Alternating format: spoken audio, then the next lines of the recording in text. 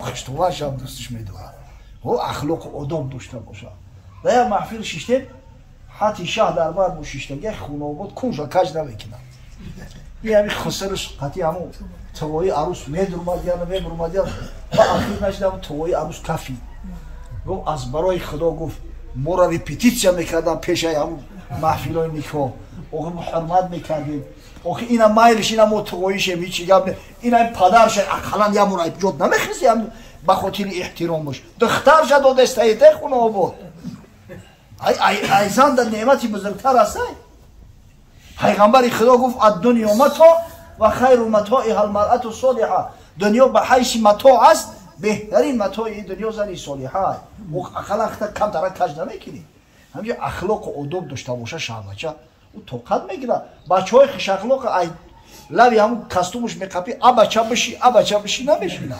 احترام به جا میاره برای بسیار مهم است و این سببی با وارد کردن مرد و جنت میشید است سعی کنید فرزندان را اخلاق و آداب رو آموزید میگه با ادب رو ادب سپاه بس است همین آدمی با ادب اما ادبش خودش سپاه شد ادب که داشته باشه توکلش به خدا کجای میره دعاش بتر قصیرش که بره بی ادب با هزار کس تنهاست اما آدمی که ادب ندارد هزار رفیقتی با ایجا میکوانش و برای که زمانش کنترل کردن نمیتونه به ادب یگان رفتار و کردار مرجوع میکنه اخلاق حسنه بسیار مهمه سبحان الله انا مادرمون بیبی عایشه رضی الله تعالی عنها روایت میکنه حدیث هم در سنن ابو داود اومده است مگر بوری از رسول خدا صلی الله علیه و سلم شنیدم که گفت این المؤمن لا یدرک بخلق حسن درجه الصائم و القائم همین مؤمن با اخلاق حسنه امکان داره که درجه صائم و قائم بیاره صائم شخصی را میگن که پیوسته روزه میگیره قائم آدمی را میگن که شب زنده داره همه شب تا سحر عبادت خدا را میکنه همین مؤمنه که اخلاق حسنه داره انم درجه صائم و قائم خدای تعالی براش هدیه میکنه و عطا میکنه اخلاق حسنه بسیار مهمه چندین بار تکرار کردم نگه جای گپ هم هست جای افتخار هم دارم بعد هم معلم شدم با اشاره کرد درس قرائت بیاد همین سوره الله علم علم نشرح بود یا و شمس بود خوب یادم نمونده است قرائت کردم عجایب بوده با همین تجوید ترتیل راحت بکنیم بعد این نصرانی این اسلام قبول کردنی نیست این نصرانی دیگه چی میکنه به هر حال با قول امروزه بعضی اگرانیچینیو هسته که مقصد که سطر دوره درسی قرآن حفظ میکنه این رسولی باشه چی میکنه در اینجا گو که همین در همسایگیشون یک عائله مسلمان زندگی میکرده است همین دیدین اخلاق و آداب فرزندای همون خانواده را ایو را دلش گم زده است سراغ همین مکتب ما را گرفتن اومدن فرزنداشون که همین ما نمیخواهیم که دشنام و حقارت یاد بگیرن در مکتب میخواهیم که همین شیرین زبان باشن این مسلمان یکی را دیده همین خاله جان و عمه جان همه حق همسایه را اپا جان و اکا جان پدر جان و مادر جان ایو را حواس شو کرده است این مسلمان همیشه باید همین یک نگین باشه انگوش نما باشه چخیلی که فرد روز قیامت پیغمبر خدا میگه مسلمان ها مؤمن ها غرة المحجلین پیشونیاشون بلیشتت میکنه رنگ پروژکتور ای دیگر مردم فرق میکنن در همین دنیای امروزه را باید که مسلمان برای دیگران را یک نمونه عبرت باشه و سئل عن اکثر ما یدخل الناس النار حضرت میگه با سوال کردن که یا رسول الله اکی یک بار بگو که ای همه زیادتر مردم با کدام سبب در دوزخ میغلطند سببی در دوزخ غلطیدن مردم ای همه بیشتر کدام عمله حضرت گفت الفم و الفرج دو چیز یکیش دهن دیگرش همون آلتی تناسل فرج که فرج عمد بفهمی الحمدلله این چیزی نیست که نفهمی یک دو درشم مایدهک بود حالا چهار کتاب بخون بعد اولی خیلی مردکی کلوم جید است بعد یه روز اومدم ای پیش ای درسگیری اومده بود است بعد امتحانش کردم بعد گفتم که بخون بعد کلمه سلات اومد سلات اوی را باری خونده است بعد گفتم سلات چی معنی داره گفت نمیدونم ای خونه تو چه سلات نمیدونی و فهمودمش که صلات نمازای فهمیدی ها بعد دوام شخوند یا اومد وتی همون شعروشن که نظمی همون کتابی اول شایدی دو و گفتم وتی چیه؟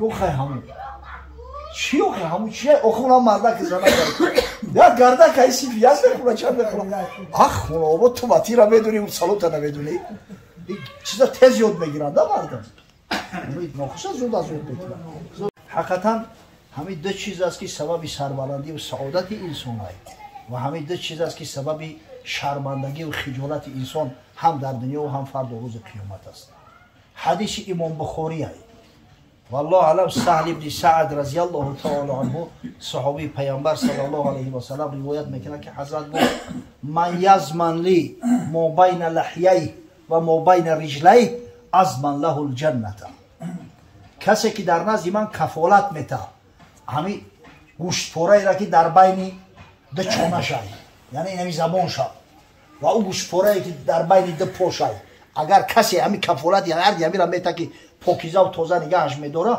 من به همون بنده کفالت جنت میتم گارانتی قطعی جنت میروم سبحان الله پیامبر صادق مصدوق گفته است نه که همین دو طرف کنترل کردن همین خیلی مشکلی هست همین خیلی مشکلی هست و زبانی سرخ سری سبز میدهد برباد در همین دوری خودمون میبینیم که چی بسا کسایی هستن که گناه ندارن همین پلفته زبان کنترل کردن نمیتونن در یک بلاهای مبتلا میشوند یک گرفتاریای دارن حبس ده میغلطن عذاب و مشقت ها ده میکشن حسابی چی؟ حسابی هنمی که همین زبان کنترل نمیکنن این بسیار مهم است انا فرد و روز قیامت هم همه پیشتر همین خطی سر و کار گرفته میشه برای همین سعی کنه مردی واقعی مردی را میگن که همین را کنترل کرده بتونه سبحان الله مرد پنهان بود به زیر زبان تا نگوید سخن ندانندش در خبر اومده است که المرء مخبوء تحت لسانه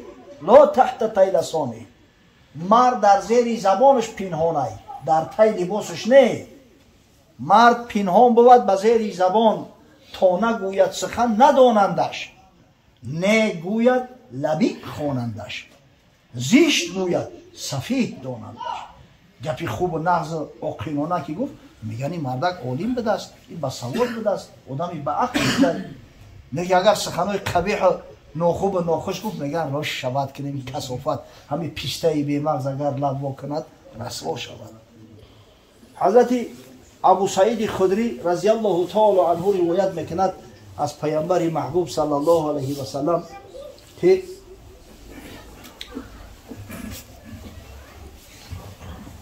خوب است اینجا شما ربنا انزلنا منزلا مبارکا و انت خیر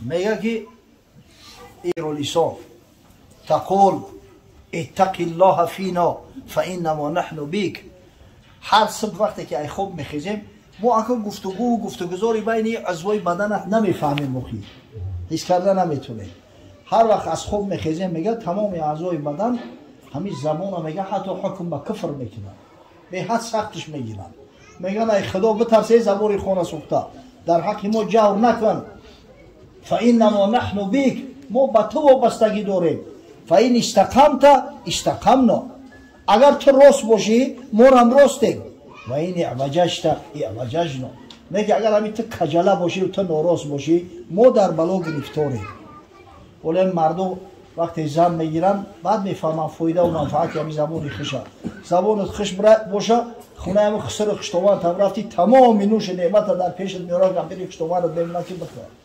میگه اگر همین زبان ناخوب و ناخوش داشته باشه ای رنگ رود بیزاره قاعده همی هر کسی نباشه عروس اگر عروسی خوشکلام باشه خوشگاه باشه حتی اگر بعضی کارا هم کردن نتونه میگذرن خیلی استاد یاد میگیره و زبان شیرین داشته باشه میگه اگر همه کاری دنیا را بتونه و ناشکریش اگر همین دهنش بیزیر باشه ای رنگش بیزارن این زبان بسیار مهمه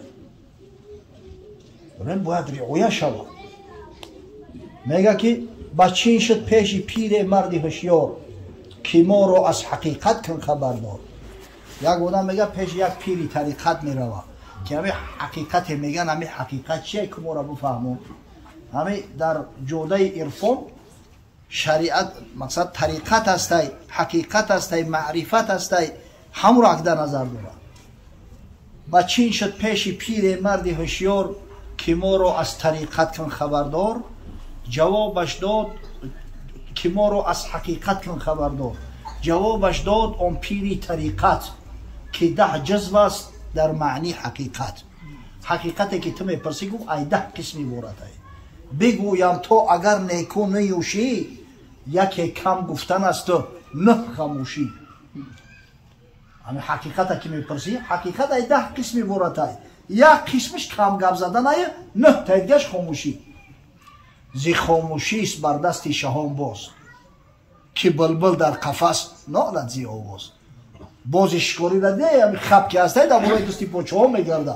ای بیچاره ای بلبل ای حساب یا زبانش یا عمر در روی قفس ای قپیدنش در قفس لغتش میکنن. برای بسیار مهم ای زبان جوش در استفاده بردن در کار. سخن خوب و نغز باشه بگو، اگر نه همون خاموشی اولاتر بهتر ای. حضرت گفت من کان یؤمن بالله والیوم الاخر فلیقل خیرا او لیصمت. حدیث امام بخاری است. کسی ایمان به خدا و روز قیامت داره یا گپی خوب و خوش میگه یا که اگر هیچی که ندونه خاموش میشینه. همون خاموشی را انشاءالله فضیلت ای، خاموشی را ثواب داره، به شرطی که از همین سخنهای خوب و ناخوب و ناخوش زبان تا نگه بداری. پس این زبان از همه بیشتر مستحق آتش جهنمت میگردونده است اگر به شرط کنترلش نکنی. و دومش فرج، زنا. همین زنا جوانای عزیز بسیار احتیاط کنید. زمان ناخوب و ناخوش بسیار احتیاط کنید. به خدا قسم من دلم به بچه‌ها یاش امروزا میسوزه. بسیار یک زمان شده است که حقیقتا مشکلی ها زیاد است. به خاطر اقتصاد و طلب معاش مجبور هستند مثلا کشورهای خارجی میروند، روسیه و دیگر میروند. در اونجا فسق فساد خیلی زیادتر است. ای در دیوار بریزه آخی. خیلی مردک در کار که در همینجا خیلی کنترل کنه.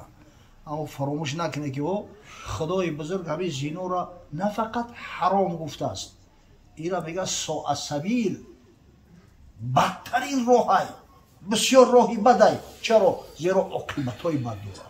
با یک کسلی های مبتلا میشه که علاج نداره. اگر علاج هم داشته باشه اینوالید میشه دیگه، بعد یو سالم نمیمونی. خدا نگه داره از سیفلیس بقپی شاید که دیگه ای نسل بمونی، ای تو دیگه فرزند نشوه، بعدی توبه گرفتن. اما بعضی بیماری‌های هست مثل اسپید که تمامت بداره، عموما خونت میسوزه. و همه دینم یک لحظه عیش اشرت انسان حیاتی خچه ای دست میده. برای همین سعی کنه. بسیار نعمتی بزرگ ایده زنی حلاله در خونت. با هم زنی حلالی خودت وقتی معامله و مناسبت میکنی، قسم به الله این ثواب داره، اجر داره. خداوند را همچه صدقه ایت قبول میکنه. اما وقتی که دست به زنا زدی خدای تعالی بسیار ناراحت میشه، بسیار خشم و غضبش به جوش میآید. حضرت نگفت که حضرت خداوندی که زنا حرام ای، نه گفت ولا تقربوا زنا، به زنا نزدیک نشوید. کردن زنا اوس بسته، از دوایی زنا پرهیز کنید.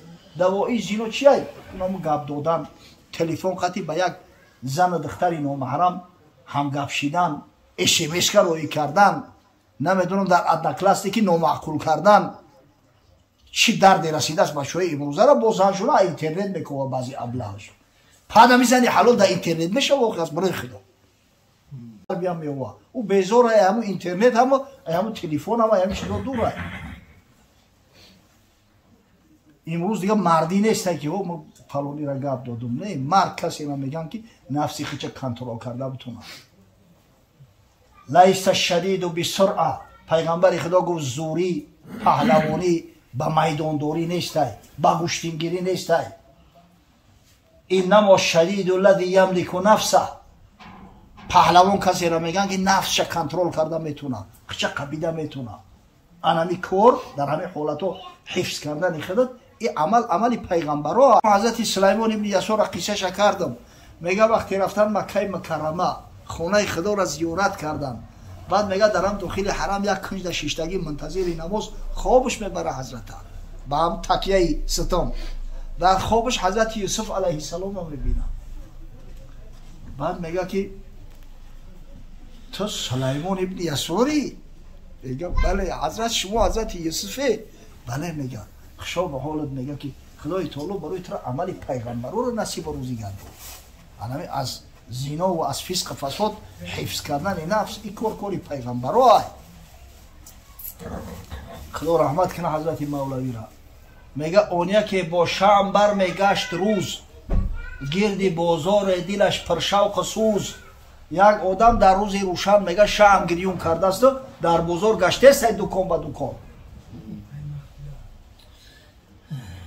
بوالفضول گفت او را ای فلان هینچی میجویی به سوی هر دکان؟ یک اقلک همونجا ایستادگی گوه بچه چی در داری چی میکوی؟ گفت میجویم به هر سو آدمی کو بود حی از حیات این دمی. گفت آدم گفته استم آدم.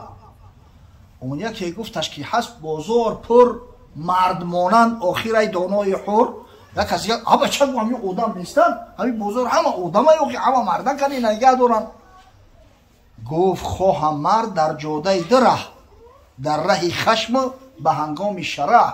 نگو من در ده جاده مرد خفته استم، یکیش در وقتی خشم غضب، دیگه‌اش در وقتی روی شهوت. وقتی خشم و وقتی شهوت مرد کو، طالب مرد روانم کو با کو. همتری یک مرده که نشون بتیدم من جان فدا کنم براش. کو در این دو راه مرد در جهان، تا فدای او کنم امروز جان. من میگه ترک حرص شهوت و آزاوری هست مردی و رگی پیغمبری. انا خشا به حال جوانه که خشا نگاه میکنه، خشا کنترل میکنه. انشالله خداوند برکتش بده، زندگیش هم زندگی شیرین و خوب میگذره. انشالله امید است که فردا روز قیامت هم خداوند متعال از آتش جانسوز جهنم نجاتش بده. پروردگار بزرگ میرزا ولی ما رحمتش داده است، در روسیه ایستاده، ببینه که کنترل کرده و زن میگیره، خدا نگهش میداره. خداوند بزرگ به این خاندان یا دختری صالحه را وارد کنه.